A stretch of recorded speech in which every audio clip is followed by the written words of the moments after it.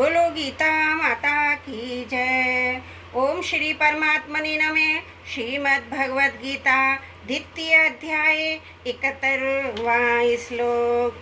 विहाय कामान यह सर्वान् पुमांश चरति निष्प्रह निर्ममो निरहंकार स शांति मधिगच्छति। विहाय कामान यह सर्वान् पुमांश चरति निष्प्रह।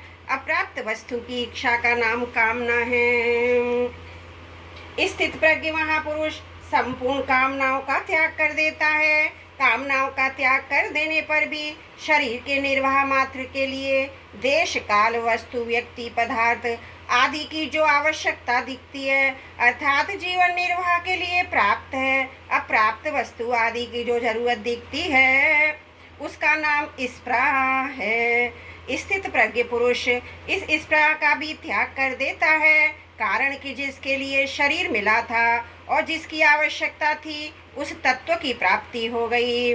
वह आवश्यकता पूरी हो गई। अब शरीर रहे चाहे ना रहे, शरीर निर्वाह हो चाहे ना हो, इस तरफ यह बेपरवाह रहता है। यही उसका निष्प्रह होना है। निष्प्रह का होने का अर्थ यह नहीं कि वह निर्वाह की वस्तुओं का सेवन करता ही नहीं, वह निर्वाह की वस्तुओं का सेवन भी करता है, पथ्य कुपथ्य का भी ध्यान रखता है। अर्थात पहले साधनावस्था में शरीर आदि के साथ जैसा व्यवहार करता था वैसा ही व्यवहार अब भी करता है, परंतु शरीर बना रहे तो अच्छा है, जीवन निर्वाह की वस्तुएं मिलती रहें तो अच्छा है, ऐसी उसकी भीतर कोई परवाह नहीं होती।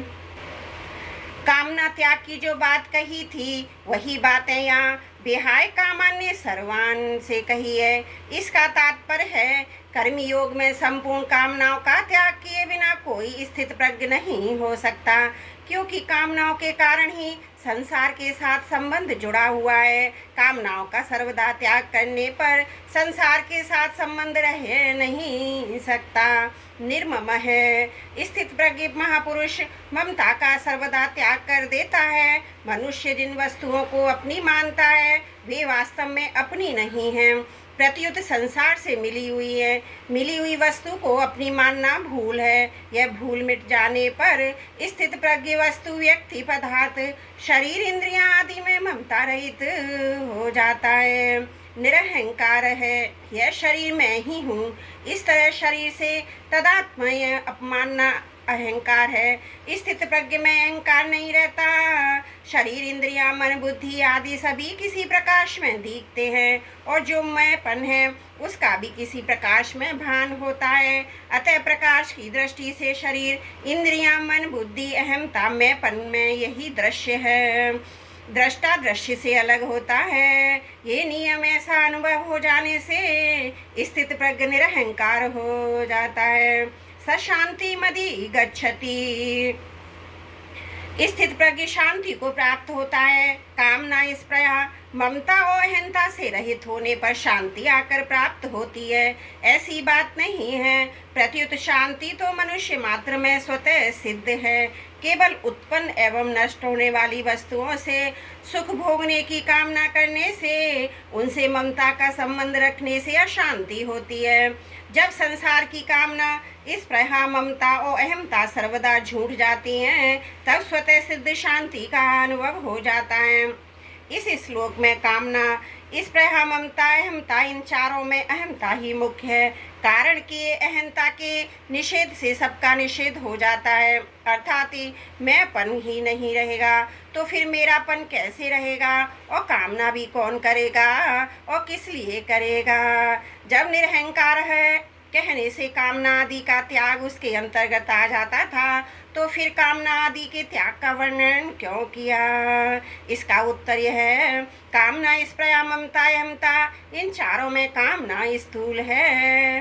कामना से सूक्ष्म स्पृहा, स्पृहा से सूक्ष्म ममता, ममता से सूक्ष्म अहंता है। अतः साधक पहले कामना स्पृहा और ममता का त्याग कर दे तो अहंता का त्याग करना उसके लिए सुगम हो जाता है। शास्त्रीय दृष्टि से पहले कामना का त्याग फिर स्पृहा ममता अहंकार का त्याग बताया जाता है, परंतु साधक की दृष्टि से पहले ममता का त्याग, फिर कामना, स्पृहा और अहंकार का त्याग करना ही ठीक है। ममता प्राप्त वस्तु की, कामना प्राप्त वस्तु की होती है। सबसे पहले ममता का त्याग करना सुगम पड़ता है। मनुष्य पहले ममता का अर्थात प्राप्त वस्तु के संबंध से ही फंसता है।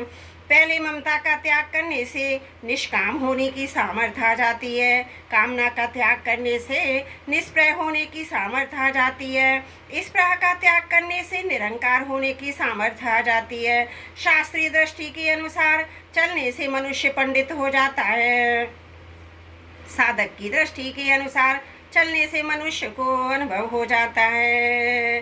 कर्मयोग की दृष्टि से मेरा कुछ नहीं है, क्योंकि मेरा किसी वस्तु, व्यक्ति, परिस्थिति, घटना, अवस्था आदि पर स्वतंत्र अधिकार नहीं है। जब मेरा कुछ नहीं तो मेरे को कुछ नहीं चाहिए, क्योंकि अगर शरीर मेरा है तो मेरे को अन्न, जल, वस्त्र आदि की आवश्यकता है। पर जब शरीर मेरा है ही नहीं तो मेरे को किसी की कुछ भी आवश्यकता नहीं है। जब मेरा कुछ नहीं और मेरे को कुछ नहीं चाहिए तो फिर मैं क्या कर रहा हूँ, क्योंकि मैं तो किसी वस्तु, शरीर आदि को पकड़ने से ही नहीं होता। मेरे कहलाने वाले शरीर आदि का मात्र संसार के साथ सर्वदा अभिन्न संबंध है। इसलिए अपने कहलाने वाले शरीर आदि से कुछ करना है वह सब केवल संसार के हित के लिए ही करना है, क्योंकि मेरे को चाहिए ही नहीं। ऐसा भाव होने पर मैं का एक देशी अपना आप से आप मिट जाता और कर्मयोगी अहंता ममता से रहित हो जाता है। प्राणी मात्र को मैं हूँ, इस प्रकार अपने स्वरूप की स्वतः सिद्ध सत्ता होनापन का ज्ञान रहता है। इसमें मैं तो प्रकृति का अंश है और हूँ सत्ता है। हूँ वास्तव में मैं को लेकर अगर मैं ना रहे तो हूँ नहीं रहेगा। प्रत्युत है मैं हूँ, तू है, ये है, वह है, ये चारों व्यक्ति देश काल को लेकर अगर इन चारों अर्थात व्यक्ति देश काल को ना पकड़ें तो केवल है ही रहेगा, है मैं ही स्थिति रहेगी। मैं स्थिति होने से सांख्य योगी अहंता ममता से रहित हो जाता है। भक्ति योग की दृष्टि से जिसको मैं और मेरा कहते हैं वह सब प्रभु का ही है, कारण कि मेरी कहलाने वाली वस्तु पर मेरा किंचित मात्र भी अधिकार नहीं है, परंतु प्रभु का उस पर पूरा अधिकार है। वे जिस वस्तु को देखते हैं, जैसा रखना चाहते हैं वैसा ही होता है। अतः ये सब कुछ प्रभु का ही है, इसको प्रभु की ही सेवा में लगाना है। मेरे पास तो शरीर, इंद्रियां, मन, बुद्धि हैं, वह भी उन्हीं की हैं और मैं भी उन्हीं का हूँ। ऐसा भाव होने पर व्यक्ति भक्ति योग से अहंता ममता से रहित हो जाता है। कामना, स्पृहा, ममता, अहमता से रहित होने पर उसकी क्या स्थिति होती है और इस विषय का उपसंहार प्रभु बताते हैं। त्रुटियों के लिए क्षमा प्रार्थी हूँ। वसुदेव सुतम देवम कंस चारुण मर्दनम देवकी परमानंदम कृष्णं वंदे जगद्गुरुम।